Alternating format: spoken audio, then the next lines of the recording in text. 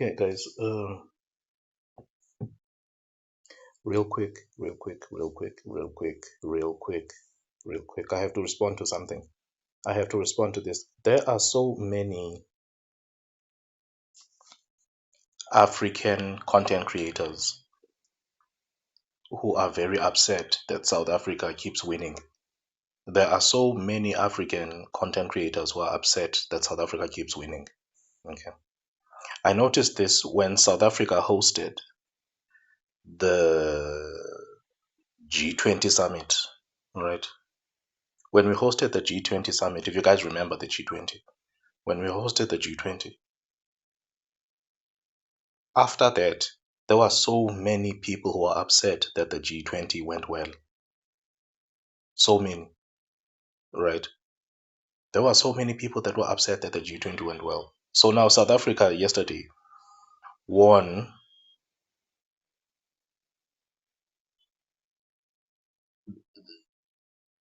2-1 against Angola. So I'm hoping I'm pronouncing I'm hoping I'm pronouncing Angola the right way. Angola, right? South Africa won against Angola yesterday, right? And now everybody's upset. Now, make no mistake, I want us to understand the reason why so many of these African people are upset at South Africa in general. The reason why they are so mad at us is because we are chasing their people away. Okay? We are chasing their people away.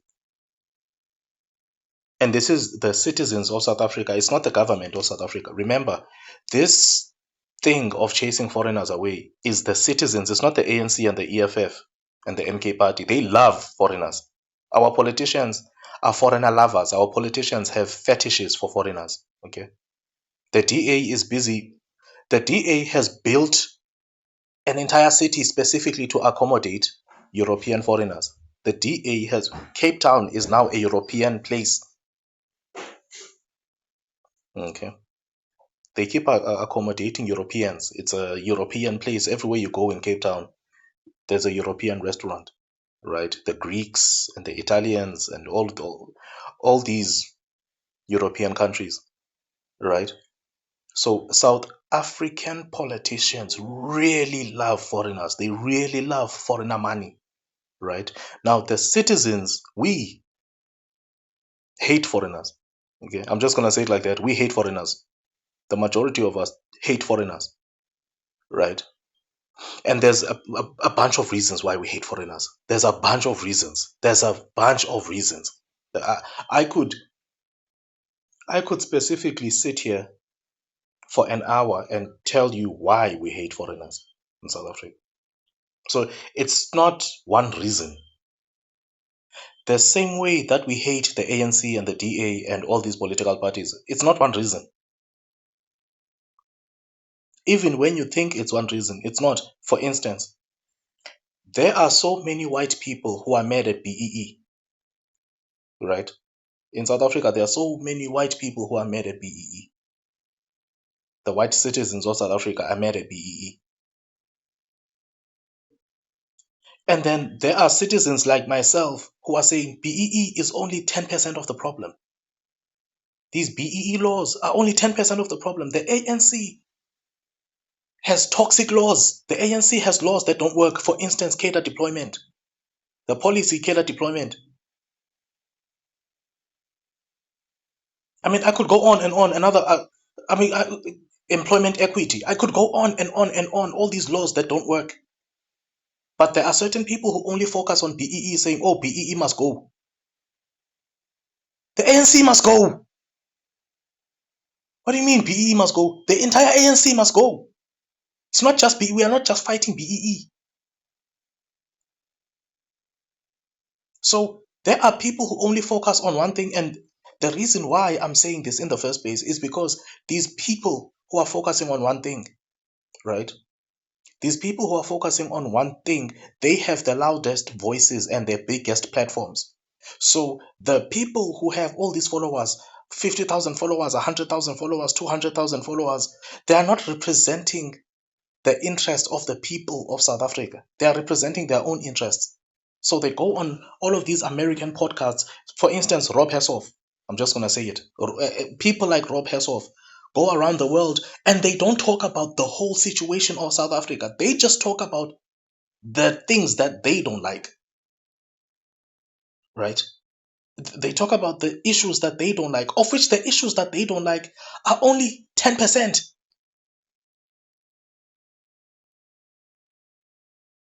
But if you could ask citizens like myself, I can break down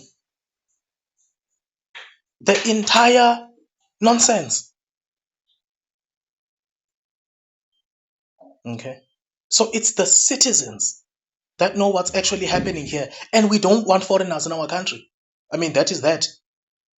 Now, what's weird is that these foreigners hate us for telling them to go home. You guys need to understand, in South Africa, it's called xenophobic to tell somebody to go home.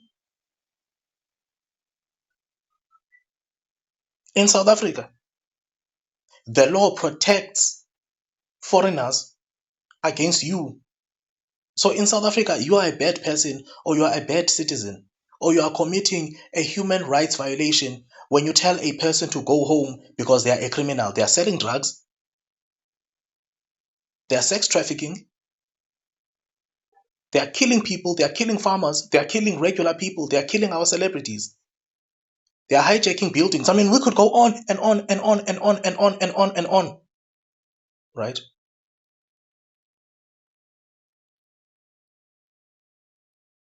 We could go on and on. But as soon as you say, hey, you guys need to go home, oh, you're xenophobic. And you guys need to understand another thing is this. You guys need to understand there are South Africans who really love foreigners. We know sex workers love foreigners, right? Yes, South African sex workers love foreigners. Okay. South African criminals love foreigners. So the people that are in these underground industries, these satanic, demonic industries, they love foreigners. They don't have a problem with foreigners. We have a problem with foreigners, the normal citizens. Okay. So you do have groups and groups and groups of people. The EFF, for instance, the political party called the EFF, loves foreigners. The ANC loves foreigners. So, and now the MK party also released something saying, oh no, we mustn't call them illegal foreigners. We must call them something else, right? The MK party said that recently.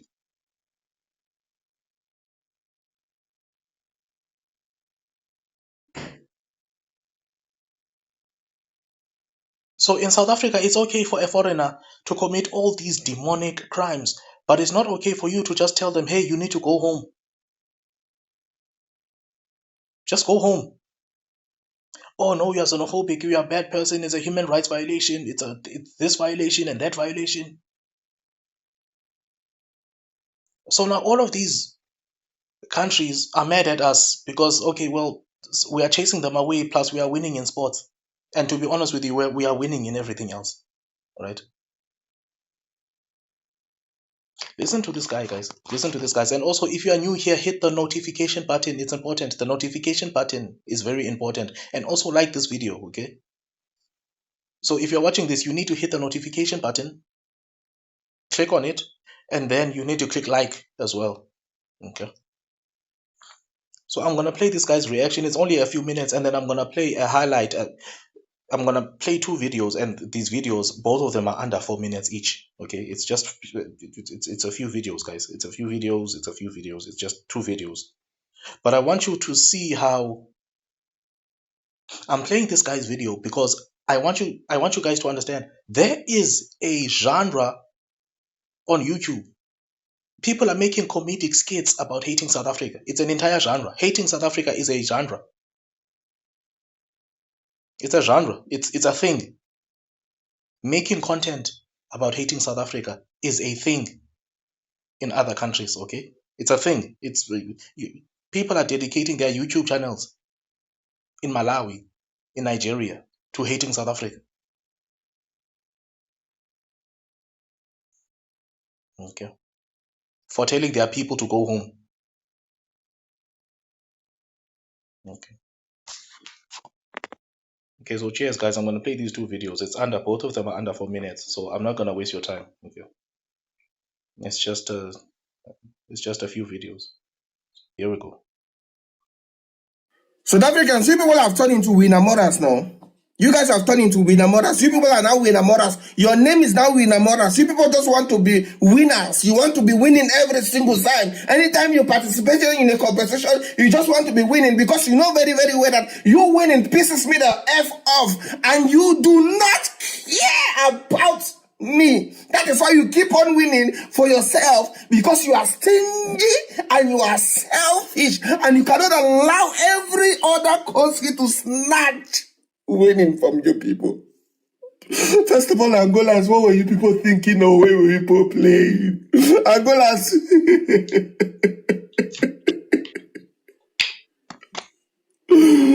Angola people. All of you people in that nation. Come closer to the screen. I want to tell you people something. Jesus. You don't know what is coming for you. Come closer. Come. Fusek, Angola, Fusek, Angola, Fusek.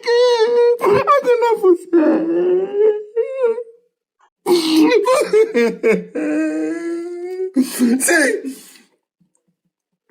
Morocco did this AFCON, organized all these people from Morocco that were hosting AFCON. I paid you people money not to allow the Futunai citizens of South Africa come into that stadium with pap. But still yet, from what I saw today, I could fully agree that you people collected my money and still allow these South Africans to come into that stadium with pap. Because there's no way you could tell me that they did this thing normally.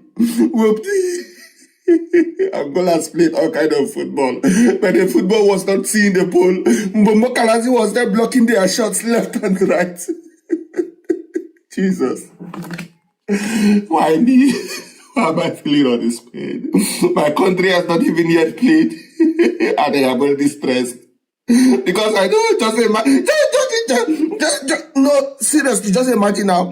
South Africa's won. Angola, they have won their first match. Imagine if my country goes and lost. Just imagine. Imagine if we go to our own mass and we go and lost. Imagine the insults that will come my way.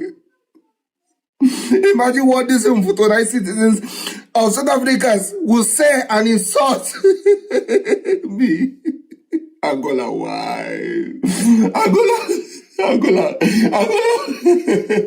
why will you allow them to do this to you, Angola? Why will you allow them to do this to you, Angola? In fact, Angola still come again to your screen. Angola people come again towards your screen. I still have something to tell you, people. Fusek. Angola nation has Fusek.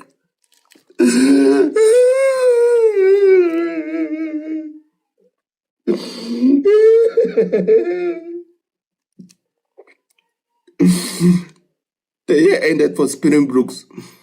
I was very, very happy. I was so happy that the year has ended for Springbrooks. I will not be able to cry again because my enemies are winning. I didn't know that this AFCON I'm going to cry more. Calm down, Dylan. Calm down. Don't fight tears. Fight the tears. Sip it. It's not good for a man to cry when their enemy is winning, because the enemy now, they'll use it to mock you, Dylan. Calms down. Calms down, Dylan. Calms down. Guys, please, subscriptions to my YouTube channel. Guys, subscribe. Live on Supersport, only on DSTV. This broadcast is proudly brought to you by 1xBet. Betting in your pocket. 3 changes. Those changes, Mohamed Kota gets a start. That's Aubrey Mudi of the Angolan side out from their last friendly against Mozambique. They've made 3 changes with a skip. The talk is over. We are underway. Total Energies Africa Cup of Nations Group B. Major. It will be a chance here for Foster. Leaves it for Paulus. Scores! And 2025 Oswin Apollos. And they've remained very positive. See what they can do from a set piece. Whip front. India! Oh, what a goal! Oh, magnificent goal. And this time, Rodman Williams is beaten. You can't say it. Morocco last night in their opening game, but they were made to sweat for their victory. Could be something on here. The chance for South Africa from Tshepang Moremi. And that was the referee got it right. The goal stands. No, the goal is chalked off. I beg your pardon. The goal is chalked off. Sole. Good stuff here from Mpogazi. He can shoot, and he can shoot well. Oh! And he wasn't looking for a second invitation. Look at that. Oh! More than 45 years not winning AFCON. That's great. That's even crazy to think of a country with the amount of talent that Ghana has had, that they would haven't. There could be a chance. Yeah! Oh, what a goal! Having a disappointment game. Think again. He forces it in. Lyle Foster with an absolute corker. What a goal! That is a goal worthy of winning any match of football. And that is why his coach left him out there, even when he was seemingly not so involved. Gets a big hug from his fellow striker, Evidence Mahupa. Oh, what a goal!